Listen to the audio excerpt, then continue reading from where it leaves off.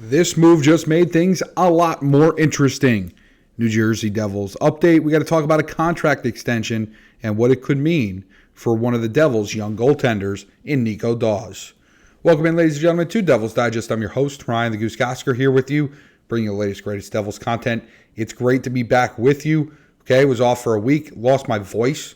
Okay, which, as you can imagine, is not a good thing when you have to talk for a living. Okay, so certainly was kind of lost without the voice.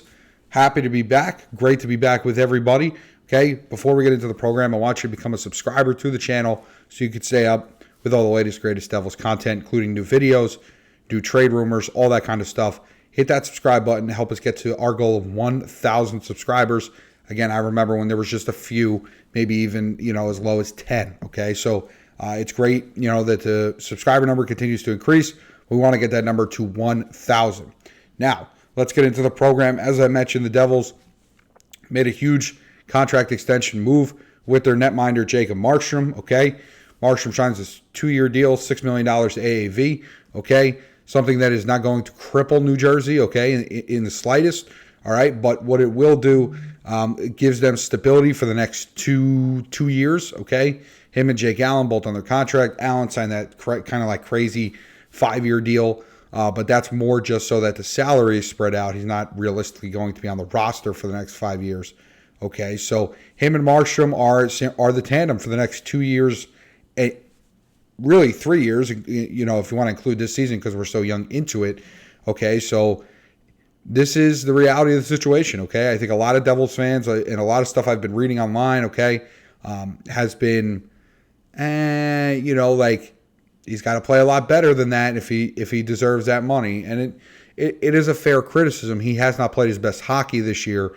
However, there's a long, long way to go. There is still well over 65 games to play in this season. So we are just, getting cracked into the season, okay, just hatching that egg as we go through the rest of the season. Remember, the Devils are a team last year that were the best team in hockey until Christmas, and then we all remember they limped into the playoffs last year. I remember coming on here and being like, man, what Devils team are we going to get, right? I mean, one night we get this team that looks like they can compete with anybody. The next night you could see all their flaws. Then Jack gets hurt, Nico's hurt, Jacob gets hurt, all this stuff. So Devils inked their goaltender for the next 2 seasons. Okay, I want to take a look at something that's really, really interesting to me. And here's a quote from Markey. This is the best place to be and the best team I've been on. Okay, so obviously being very, very upfront with his praise for New Jersey. Okay, guy I think it impacts the most is Nico Daws. And the question coming in was, what are they going to do with Nico Daws? Are they going to trade Nico Daws? This contract leads me to believe that he's not going to be in the Devils organization much longer. If it makes it till the end of the season, I would be, kind of surprised. I think maybe they're trying to keep him as a depth piece, which makes sense. Obviously, Markey's gotten hurt. Jake Allen's not a spring chicken anymore, so he certainly could get hurt. Okay, so you kind of need that depth. But past this year, I know he's a restricted free agent, but I mean, you'd have to think it's time to move on.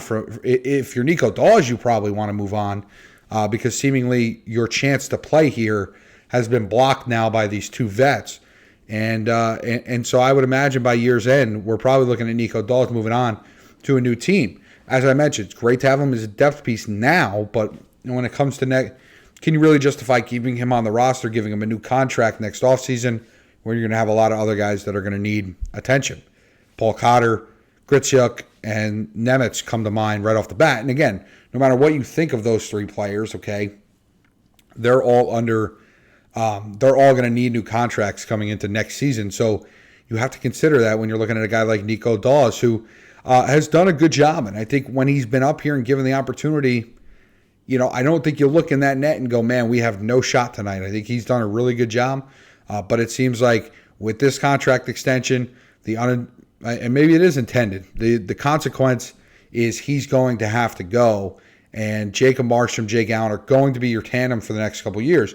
Now, just taking a look at the Devils pipeline, okay, you see some of the names, Jacob Malik, okay, Mikhail Yegorov, he's the big one, right? He's the big prospect. Devils fans have been, just itching to see, okay. Basically, what you're looking at here is the Devils organization saying to these to these guys, you got 2 years. In 2 years, one is going to be the starting goaltender for the New Jersey Devils.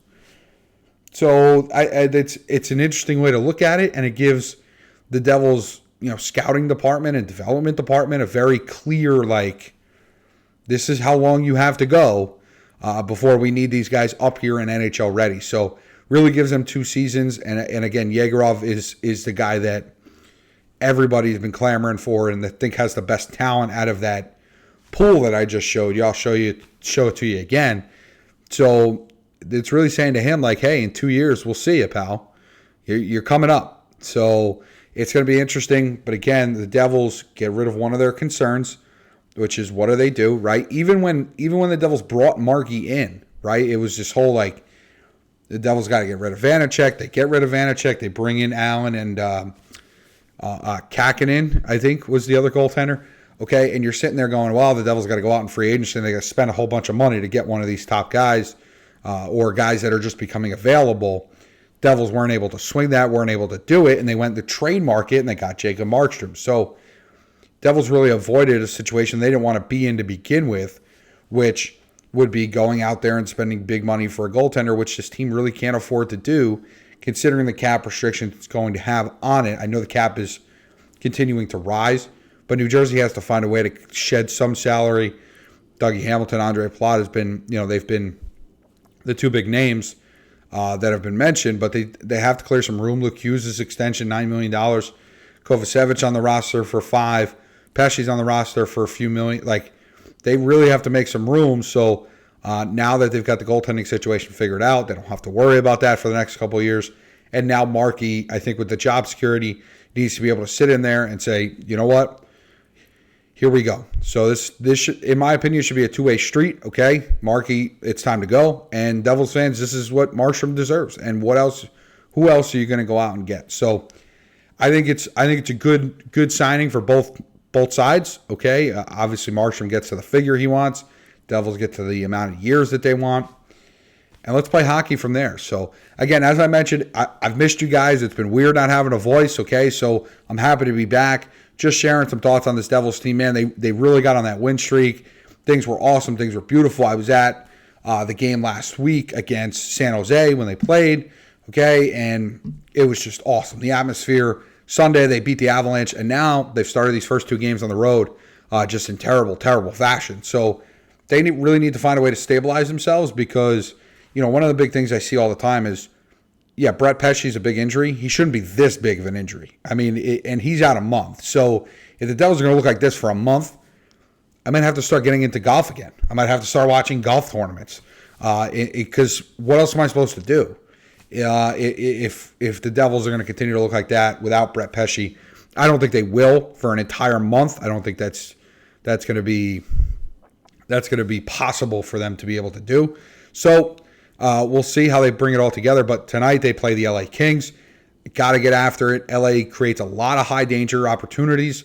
Okay, they don't convert as well. Okay, and their penalty kill is definitely on the weaker side in the National Hockey League. So, and we know the Devils have a great power play when they're rocking, when they're rolling. So they need to do that. They need to start better. Okay, I think against the Avalanche they started down 3-0. I know they got the game close, but they still started down 3-0. Okay, and then against San Jose they started down 2-0. You just can't do that. You can't do that consistently. You got to be able to continue to push forward. And New Jersey's got to get a win tonight against the LA Kings. Still, as you look at the record, 8-3, it's still way better than you would thought. They'd be 11 games into the season. But Devils got to bounce back on this road trip, get a win against the Kings. And again, happy to be back with everybody. Leave us a comment. Let us know what you think. As always, thank you for subscribing to Devils Digest. We appreciate you for listening, for watching, however you're consuming this content. We appreciate you. All right, we keep trying to bring you the latest, greatest Devils content as per usual. So we'll catch you next time on Devils Digest.